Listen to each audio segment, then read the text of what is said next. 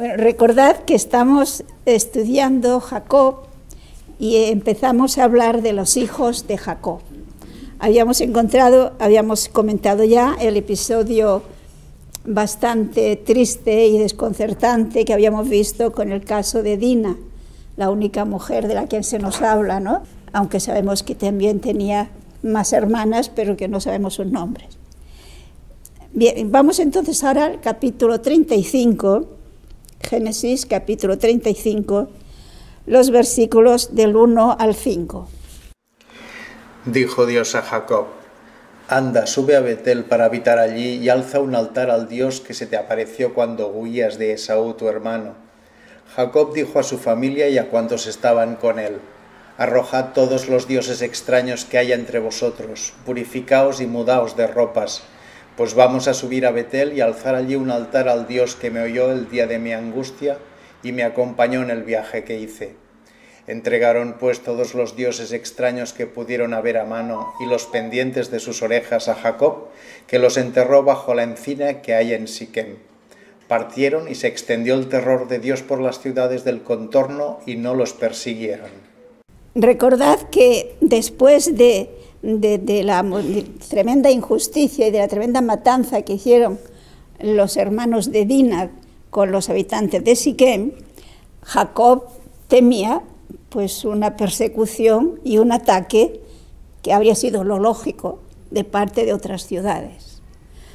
Y no olvidemos que Jacob y sus hijos pues eran, digamos, un grupo más o menos numeroso, pero al fin y al cabo un grupo de ganaderos que iban transhumantes de un sitio a otro con sus ganados. Por lo tanto, era un grupo indefenso. ¿Cuál es la reacción de Jacob en esta situación? Fijémonos que Jacob comprende ante Dios y recuerda que había hecho un voto a Dios. ¿Se acuerdan? Cuando huyó de Esaú, aquella primera noche que pasó durmiendo al aire libre, digámoslo así, ¿no? Y que tuvo aquella experiencia de Dios en la que Dios le prometió estar con él, acompañarle a casa de su tío Labán y traerle de nuevo a su tierra.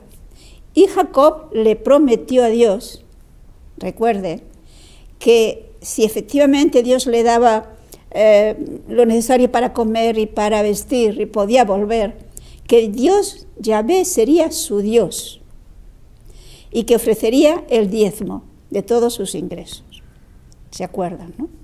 Entonces, esta reacción de los hijos de Jacob, evidentemente, no era, diríamoslo así, de unos creyentes, de unas personas que tengan a Yahvé por su Dios. Por lo tanto, él comprende que debe ir a Betel, recordemos que le puso el nombre de Betel, casa de Dios, para rendir culto a Dios. Y fijémonos también que en la Sagrada Escritura se lo repite con mucha frecuencia la idea de que Dios es santo y que por lo tanto nuestras relaciones con Dios tienen que ser también relaciones de santidad. Quizás conviene que recordemos el texto que se ha leído aquí muchas veces de la carta a los Efesios en el capítulo 1, los versículos 3 y 4. Efesios 1, 3 y 4. Bendito sea el Dios y Padre de nuestro Señor Jesucristo, que en Cristo nos bendijo con toda bendición espiritual en los cielos, por cuanto que en Él nos eligió antes de la constitución del mundo, para que fuésemos santos e inmaculados ante Él en el amor.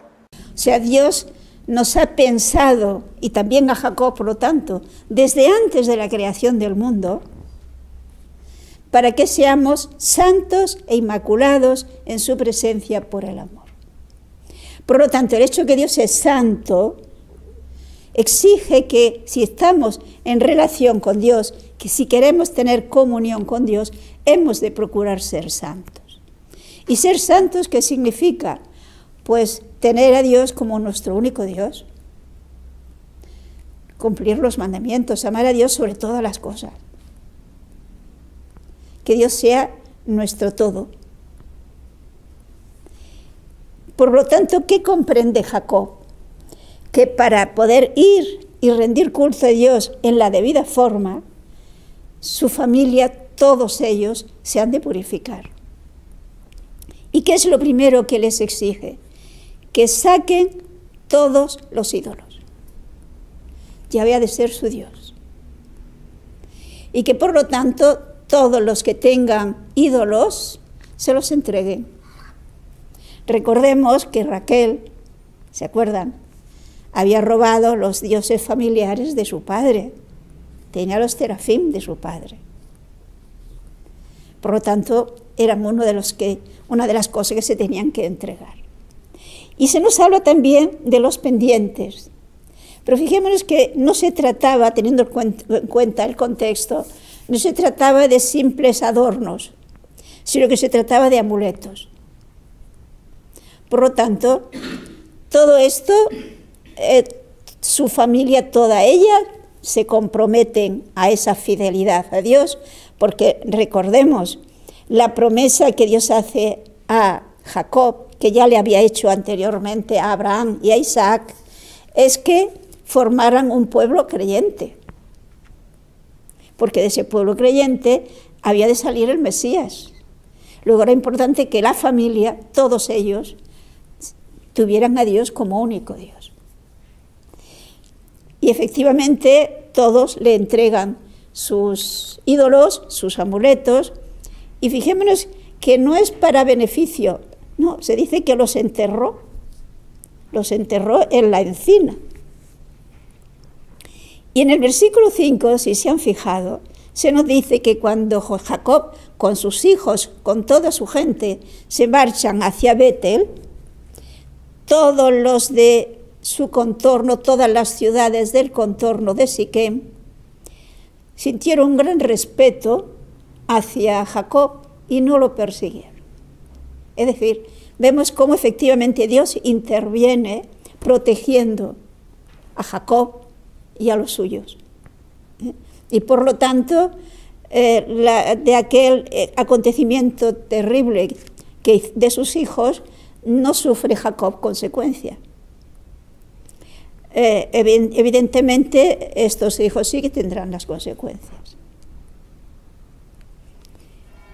Veamos entonces los versículos, en este capítulo 35, los versículos 6 y 7. Llegó Jacob y cuantos con él iban a Luz, que es Betel en la tierra de Canaán. Alzó allí un altar y llamó a este lugar el Betel, porque allí se le apareció Dios cuando huía de su hermano. ¿Qué hace Jacob? Podríamos decir, constituye un pequeño santuario, digámoslo de alguna manera, en este lugar donde él tuvo esa experiencia de Dios y ese voto que él hizo como respuesta a esa promesa de Dios que iba a estar con él, que le iba a proteger.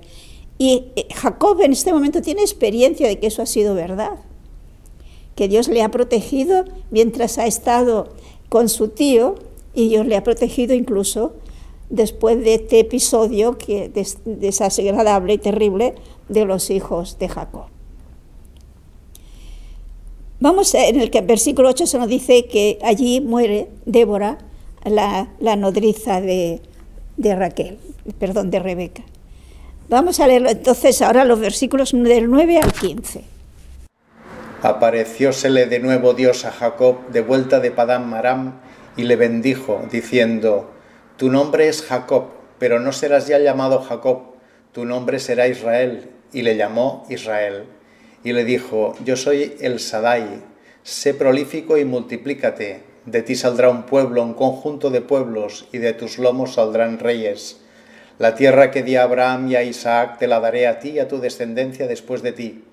Y ascendió Dios del lugar donde le había hablado, en el que levantó Jacob un monumento de piedras, y en él hizo una libación y derramó óleo sobre él, dando el nombre de Betel al lugar donde Dios le había hablado.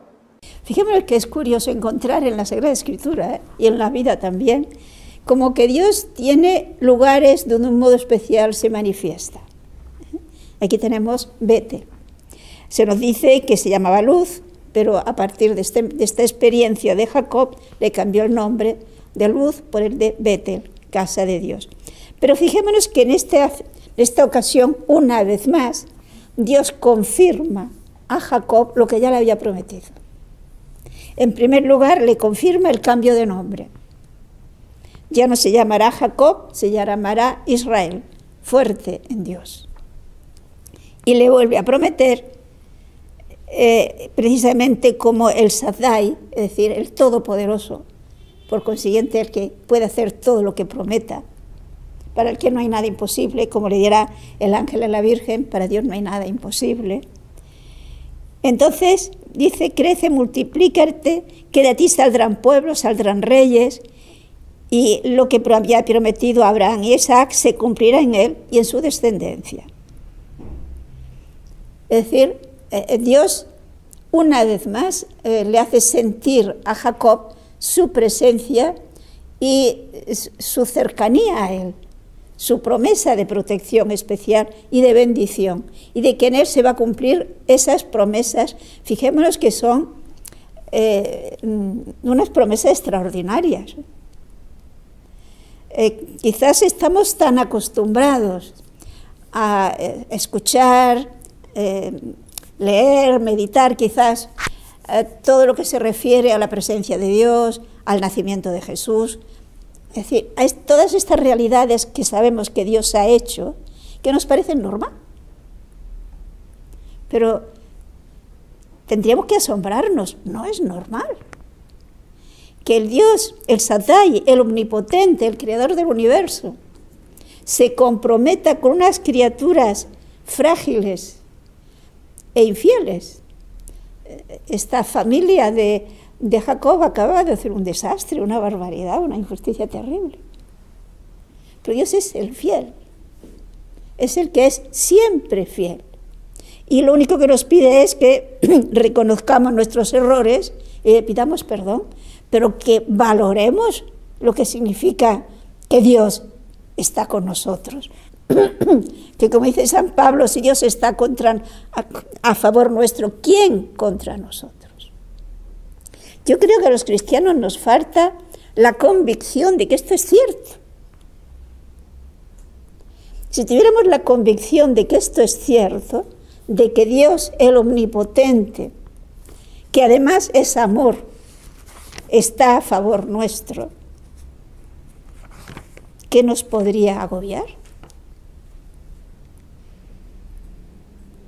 No debería agobiarnos nada. Tanto más cuanto que sabemos, por lo que nos dice San Pablo, que Dios hace que todo sea para bien de los que aman a Dios. Dios hace que incluso lo que parece un mal, para los que aman a Dios sea un bien. ¿Lo creemos o no lo creemos? ¿Creemos lo que Dios dice o no lo creemos? Pues creo que si lo creemos tendría que notarse. Creo que lo vemos claro, ¿no? Tenemos, por lo tanto, que Jacob experimenta una vez más esa cercanía de Dios, esa promesa de Dios que él va experimentando en su vida, que se cumple. Y por lo tanto, fijémonos que en Jacob se va dando un progresivo crecimiento en comunión con Dios. Hay un progresivo crecimiento en confianza en Dios, en creer a Dios. De tal manera que aquel Jacob que nos encontramos, digámoslo así, un tanto bruto, un tanto vulgar, lo encontramos que acaba siendo un hombre de una fe extraordinaria y de una confianza en Dios extraordinaria y de una paciencia extraordinaria y de una capacidad de perdón extraordinaria. Es lo que tiene que irse produciendo en nuestra vida con el paso de la experiencia de la vida. Si las experiencias de la vida no nos ayudan a ir adquiriendo conciencia de esa presencia de Dios y de esa cercanía de Dios, pues, no sé qué decir, podemos pasar por el mundo perdiendo el tiempo. Y es una pena, ¿no? Otra prueba con la que se va a encontrar Jacob. Vamos a continuar leyendo los versículos 16 al 20. Partiéronse de Betel y cuando estaban todavía a un quibrat de camino para llegar a Éfrata, parió Raquel teniendo un parto muy difícil Entre las angustias del parto le dijo la partera: no temas, que también este es hijo. Y al exhalar el alma, pues estaba moribunda, le llamó Ben-Oni, pero su padre le llamó Benjamín. Murió Raquel y fue sepultada en el camino de Éfrata, que es Belén, y alzó Jacob sobre la tumba de Raquel un monumento que todavía subsiste. O sea, fijémonos que por lo tanto se encuentra con que precisamente la esposa que Jacob tanto amaba, pues cuando da a luz a su segundo hijo, a Benjamín, muere. Si se fijan, Raquel le da el nombre de Benoni, es decir, el hijo de mi dolor, mientras que Jacob le pone el nombre de Benjamín, que es con el que se le conocerá, que significa pues el hijo de mi derecha, o sea, mi hijo querido, por decirlo de alguna manera, ¿no? Y se nos dice que Raquel la entierra Jacob en el camino de Efratá, cerca de Belén. ¿Se acuerdan que cuando mueren los inocentes se dice que Raquel, que llora a sus hijos, porque estaba enterrada allí, cerca de Belén? Podemos continuar de versículos 21 y 22. Partióse Jacob y plantó sus tiendas más allá de Migdal-Eder. Durante su estancia en esa región vino Rubén y se acostó con Bala, la concubina de su padre, y lo supo Jacob. Los hijos de Jacob eran 12. O sea, otro sufrimiento para Jacob. ¿Se acuerdan que Rubén es su primogénito, su hijo mayor? Y se nos dice que Rubén pues abusó de Bala, que era la esclava de Raquel. Parece ser que como una especie de venganza de lo que sufría su madre Lía. Recuerdan que Rubén era el hijo mayor de Jacob y de Lía. Entonces los hijos, sentían ese sufrimiento de su madre. Y entonces pues en venganza, pues abusa de Bala, que es la esclava de la esposa querida de Jacob. Por lo tanto, sabía que con esto le iba a hacer sufrir. De hecho, fijémonos que este hecho de Rubén, recordemos que al ser el primogénito, diríamos, tenía la primacía sobre los demás, según la legislación de la época. Pero como consecuencia de este hecho, de hecho, Rubén pierde esa primacía.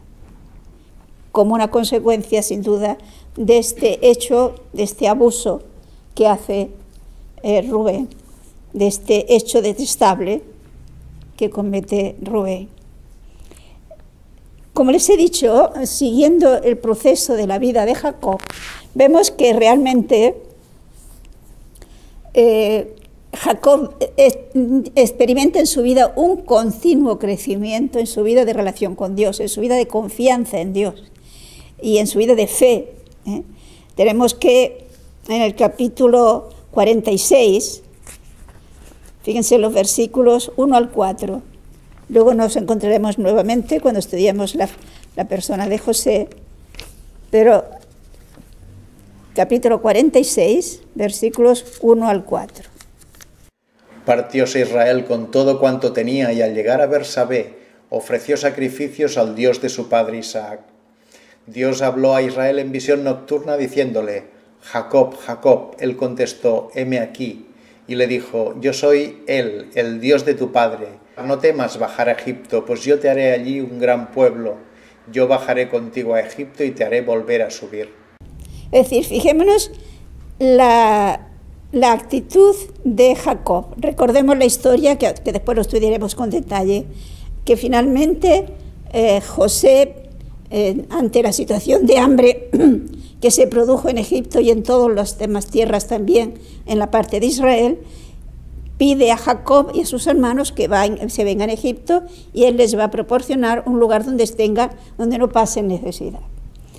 Pero Jacob se plantea la pregunta, tiene la ilusión de poder ir a encontrarse con su hijo después de todos los años y de todo el sufrimiento pasado, pero ¿Es voluntad de Dios que vaya o no? Se lo cuestiona a Jacob. Dios le había dicho en otra ocasión que no se marchara de la tierra de Israel. La promesa a Abraham, a Isaac y a Jacob es a darle en posesión la tierra de Israel, por eso se llama tierra prometida. Ahora se le pide que vaya a Egipto. ¿Debe ir o no debe ir? Fijémonos que se nos dice que Jacob, ¿qué hace? En una oración nocturna Dios se le comunica, es decir, Jacob ora a Dios, pregunta a Dios si es voluntad suya que vaya o no vaya. Y Dios le confirma, ve, yo estaré contigo. Es decir, Dios le confirma que es voluntad de Dios este hecho de que se vaya a Egipto y que pasará mucho tiempo hasta que puedan volver sus hijos. Ya se lo había dicho a Abraham, no sé si se acuerda. Pero ante esta situación, fijémonos que Jacob tenía que encontrarse en este dilema. Por una parte, ir a Egipto y encontrarse con su hijo, lo que esto significaba para él, y abandonar la tierra prometida. Era voluntad de Dios, es decir, el discernimiento era entre qué es lo que Dios quiere y qué es lo que él sentía y experimentaba y deseaba. Su natural, lógicamente, era ir a encontrarse con su hijo. Pero ante esa duda acude a Dios, porque lo primero para él es hacer la voluntad de Dios. Y Dios le confirma que sí, que vaya, que Él estará con él y que Él les hará volver. Y entonces Jacob va contento, confiado al encuentro de su hijo. Y de hecho, como sabemos, morirá en Egipto. Pero fijémonos el último acto de fe de Jacob. Vamos al capítulo 47 del Génesis, los versículos 29 al 31. Cuando los días de Israel se acercaban a su fin, llamó a su hijo José y le dijo: si he hallado gracia a tus ojos, pon, te ruego, la mano bajo mi muslo y haz conmigo favor y fidelidad. No me sepultes en Egipto. Cuando me duerma con mis padres, sácame de Egipto y sepúltame en su sepulcro. José le respondió: haré lo que me dices. Júramelo, dijo Jacob. José se lo juró e Israel se postró sobre la cabecera del lecho. Fijémonos el último acto de fe de Jacob. Ciertamente va a morir en Egipto, pero él sabe que Dios cumplirá la promesa, que la tierra prometida es Israel. No pierde su deseo de volver a Israel, su seguridad de que volverán a Israel. Y por lo tanto hace jurar a su hijo José de que no le va a enterrar en Egipto, que le va a llevar a enterrarlo a la tierra prometida, donde estaba enterrado Abraham e Isaac. Y sabemos, esto ya lo veremos un momento, que efectivamente José, una vez que muere Jacob, lleva a enterrar a su padre y hace todo un solemne ceremonia para enterrarle en la tierra prometida, en la cueva de Macpelá, donde estaban enterrados Abraham, etc.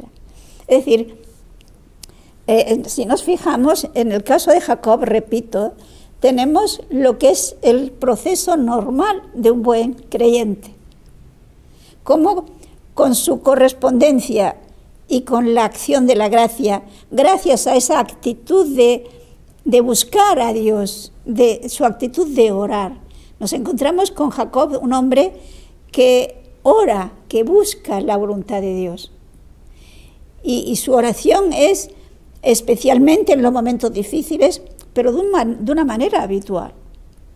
Entonces, ese contacto con Dios hace que, y dada su buena voluntad de aceptar la voluntad de Dios, que Dios le vaya transformando. Y efectivamente, Jacob es una persona que le vemos todo un desarrollo, todo un crecimiento en la vida espiritual. Y pensemos que estamos en el Antiguo Testamento, al comienzo de la revelación de Dios. ¿No les parece que esto se tendría que notar mucho más en nosotros? pienso que tendríamos que planteárnoslo. O sea, una vida cristiana en la que no hay un avance en comunión con Dios, en lo que no haya un avance en vida cristiana, en vida de caridad,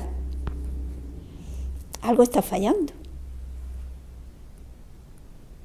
Que permanezcamos siempre más o menos en el mismo grado, por decirlo de alguna forma, algo está fallando. Porque lo normal en todo ser vivo es el crecimiento. Y dijémonos una cosa, o crecemos hacia arriba o crecemos hacia abajo. Quietos no nos quedamos. Y esto es importante que lo veamos. En la medida que correspondemos, iremos creciendo hacia arriba. Fíjense que esto ocurre en el orden natural. Nosotros nacimos pequeñitos, fuimos creciendo, hasta que llegamos a la plenitud de nuestra naturaleza. Pero ahí no nos quedamos. Entonces empezamos a envejecer, ¿no? Bueno, en la vida cristiana no cabe la vejez.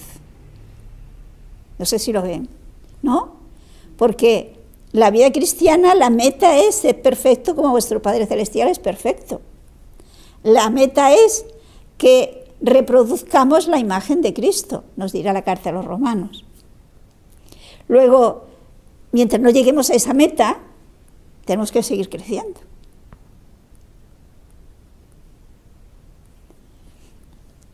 Pienso que nos lo tendríamos que plantear, ¿no?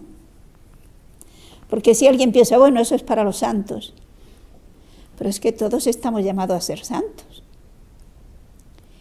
Y si no llegamos a ser santos, es porque no hemos correspondido a los dones de Dios. Por lo tanto, fijémonos que todo esto nos tendría que cuestionar e ilusionar para no querer quedarnos en la mediocridad. Lo cual no quiere decir que tengamos que ser canonizados, eso ya no tiene importancia, por decirlo de alguna manera. Lo importante es que correspondamos a la idea que Dios tiene sobre cada uno de nosotros. Bien, y vamos a continuar. Ahora nos vamos a encontrar con la figura de José. Podríamos decir que José realmente es un auténtico santo del Antiguo Testamento. Es una figura realmente extraordinaria, fuera de lo normal. Que hay una correspondencia especial a Dios y una protección por lo mismo especial de Dios.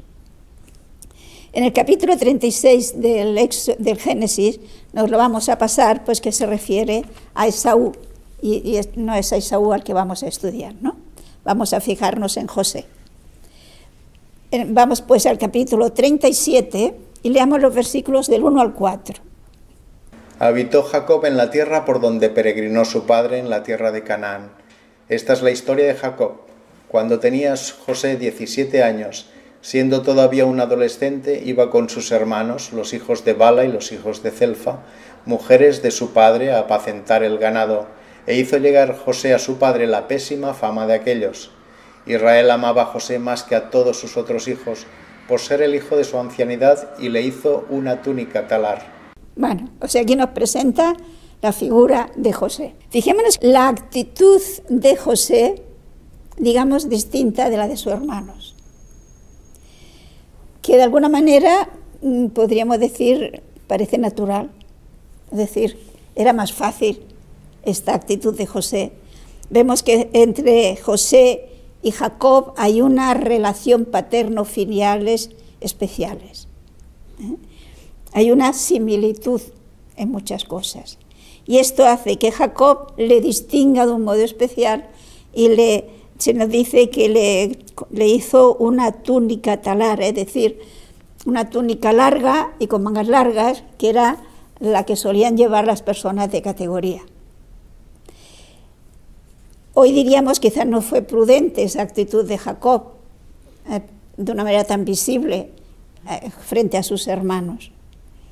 Pero fijémonos que la actitud de sus hermanos ciertamente es una actitud muy distinta de la de José. Son hombres violentos, son hombres mucho más rudos.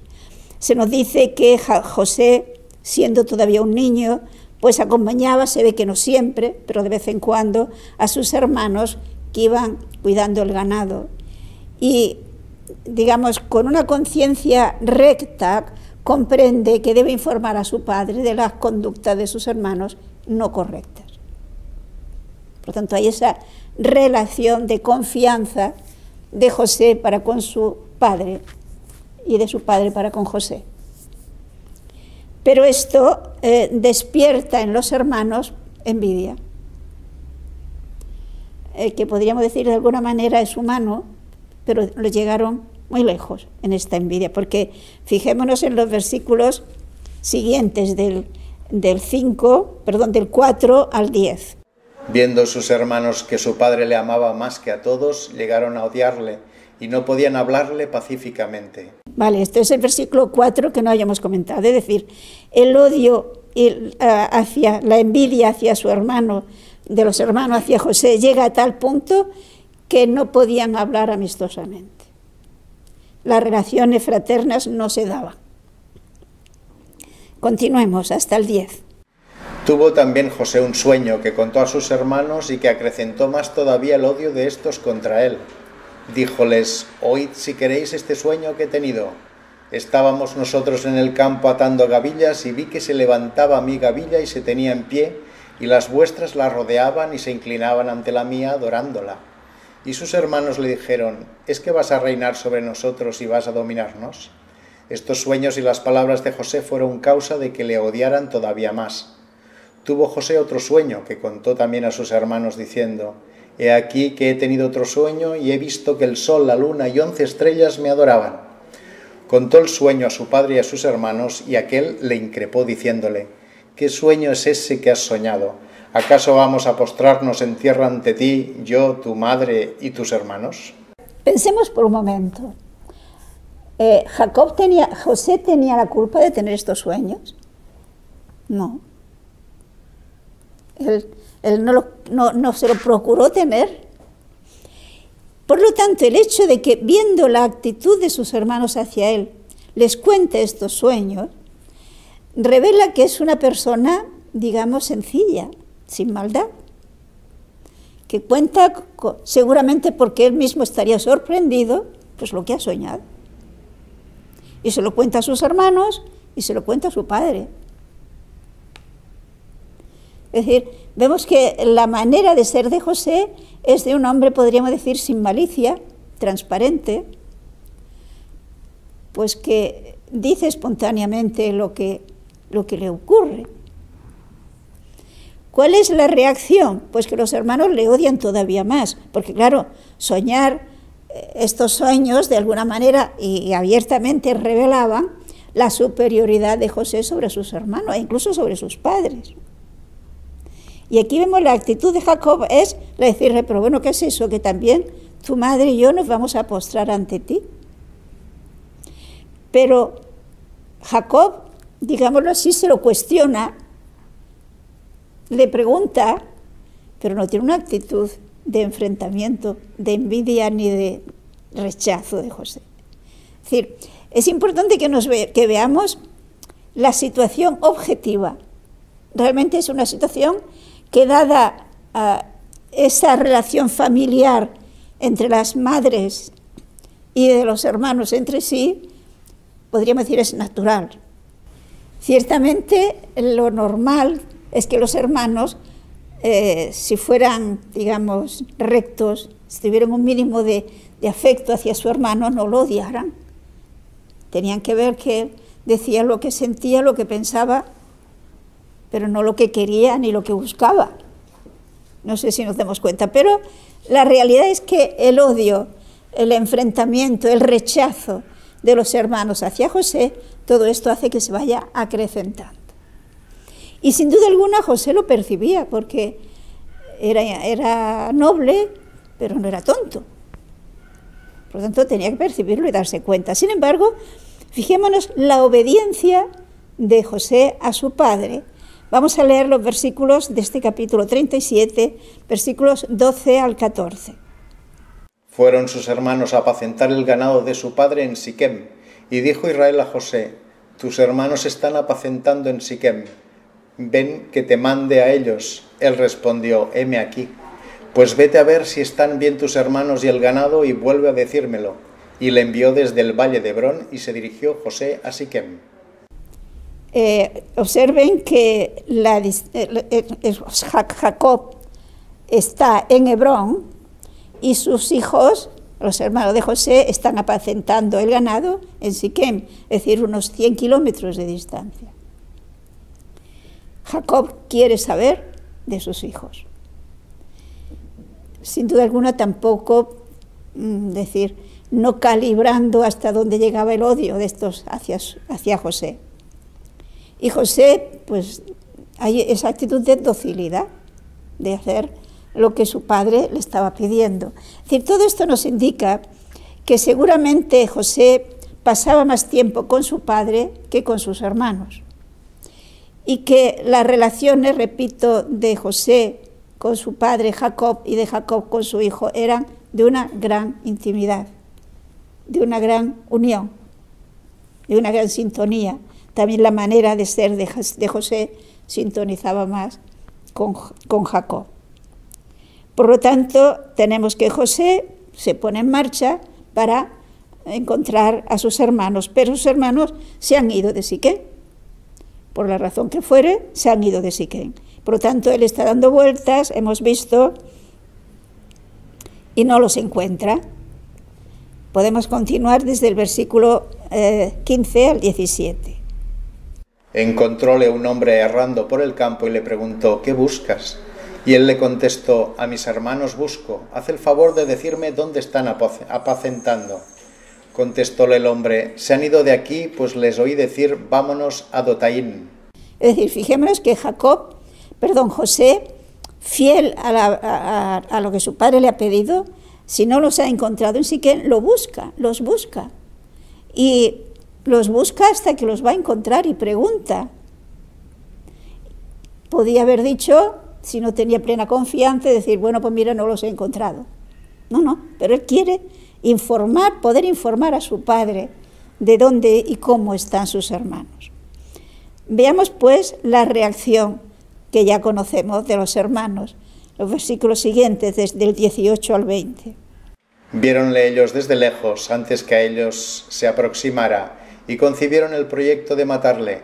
Dijéronse unos a otros, he aquí que viene el de los sueños, vamos a matarle y le arrojaremos a uno de estos pozos, y diremos que le ha devorado una fiera, así veremos de qué le sirven los sueños. Como vemos, los hermanos no tomaban los sueños como sueños, sino como realidades, que no podían soportar. Y por lo tanto, cuando lo ven venir, indefenso, a ella no le podía proteger su padre, pues deciden acabar con él. Y por lo tanto, matarlo, echarlo a un pozo y decirle a su padre que lo ha devorado una fiera. Pero no todos piensan igual, no todos pensaban igual. Es interesante, una cosa es cuando se están todos juntos, la presión del grupo y la actitud suelta de algunos al menos. Fijémonos la actitud de Rubén. Podemos leer desde el versículo 21. Rubén, que esto oía, quería librarle de sus manos y les dijo, matarle no vertáis sangre, arrojadla a este pozo que hay en el desierto y no pongáis las manos sobre él. Quería librarle de sus manos para devolverlo a su padre. Cuando llegó José hasta sus hermanos, despojáronle de la túnica talar que llevaba, y cogiéndole le arrojaron al pozo, un pozo vacío que no tenía agua. Rubén, el primogénito, pues no se enfrenta a sus hermanos y trama la manera de librarlo. Por lo tanto, les dice no matarlo, no. Entonces vamos a echarlo a un pozo del agua que está sin agua, pensando él que luego lo sacaría y se lo haría llegar a su padre. Es decir, pensando precisamente salvarle la vida. No se enfrenta a sus hermanos, pero ve la manera de poder conseguirlo. Y no solamente él, fijémonos, otro de los hermanos que tampoco estaba de acuerdo. Podemos seguir leyendo desde el versículo 25 hasta el 28. Sentáronse a comer y alzando los ojos vieron venir una caravana de ismaelitas que venían de Galaad, cuyos camellos iban cargados de estoraque, tragacanto y láudano que llevaban a Egipto. Y dijo Judá a sus hermanos: ¿qué sacaríamos de matar a nuestro hermano y ocultar su sangre? Vamos a vendérselo a estos ismaelitas y no pongamos en él nuestra mano, pues es hermano nuestro y carne nuestra. Asintieron sus hermanos. Y cuando pasaban los mercaderes medianitas, sacaron a José, subiéndole del pozo, y por 20 monedas de plata se lo vendieron a los ismaelitas que le llevaron a Egipto. O sea, vemos otro Judá. Quiere salvarlo. Judá, lógicamente, no sabe cuál es la intención de Rubén. Por lo tanto, él también, con la intención de que no muera, piensa mejor venderlo. Entonces aprovechan que pasaban unos ismaelitas. Pensemos que desde la parte de Asia, digamos, de la parte del norte de Asia hacia Egipto, pues el paso era por Israel, hacia Egipto. Entonces estos ismaelitas pues llevaban productos que vendían bien en Egipto. A Judá se le ocurre pues venderlo como esclavo y que se lo lleven los ismaelitas a Egipto. De esta manera al menos no morirá, que lo que Judá pretende, que no maten a su hermano. Pero fíjense que el precio normal con el que se vendía a un esclavo, el precio normal de un esclavo eran 30 monedas de plata. Él lo vende por 20. Es decir, no es el dinero lo que les interesa. Lo que les interesa es pues liberarse de José. ¿Cuál fue la actitud de José en esos momentos? Fíjense en el capítulo 42, el versículo 21. Ellos se dijeron unos a otros: ciertamente somos nosotros reos de culpa contra nuestro hermano, a quien vimos con angustia de su alma pedirnos compasión y no le escuchamos. Por eso ha venido sobre nosotros esta desventura. Según esto, José, cuando lo sacan del pozo y lo quieren vender, con toda su angustia les pide les suplica que no lo vendan, les suplica que no lo maten. Pero no le hicieron caso. Es decir, fueron momentos de una profunda amargura para José. Y ellos, sin hacer ningún caso, venden a José y se lo llevan a Egipto los ismaelitas. Vamos a ver la reacción de Jacob, versículos 29 al 35.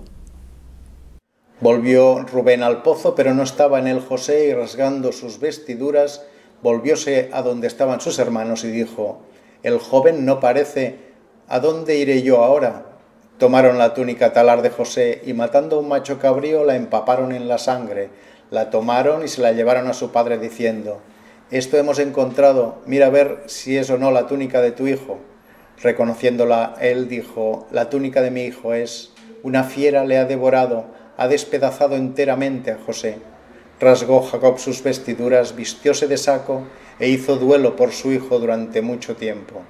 Venían todos sus hijos y sus hijas a consolarle, pero él rechazaba todo consuelo diciendo: en duelo bajaré al Seol a mi hijo, y su padre le lloraba. O sea, como ven, Rubén no estaba presente cuando sus hermanos vendieron a José a los ismaelitas. Por lo tanto, cuando él vuelve al pozo para sacarlo y devolverlo, se encuentra con que no está. Su reacción era el mayor, era responsable. ¿Qué hago ahora? ¿Qué se les ocurre? Pues bueno, matar un animal, manchar la túnica que le habían quitado y llevársela a su padre, a ver si él la reconoce. Y fíjense que es interesante la reacción de Jacob, y nos vamos a quedar aquí. La reacción de Jacob, si se fijan, es la de un desconsuelo total. Pero observen que él no cree, no piensa que ya no veré más a José. No sé si lo ven. Solamente piensa morir para encontrarse con su hijo José. Es decir, ¿esto qué demuestra? Que Jacob ya entonces se conocía, se sabía que el alma es inmortal. Por lo tanto, José él pensaba Jacob, ha muerto, luego él ya no vendrá hasta mí, soy yo el que tengo que ir hacia él. Y vemos a Jacob hundido moralmente, sin consuelo. Sus hijos y sus hijas, vemos que aquí habla de más de una, tratan de consolarle, pero no lo consiguen.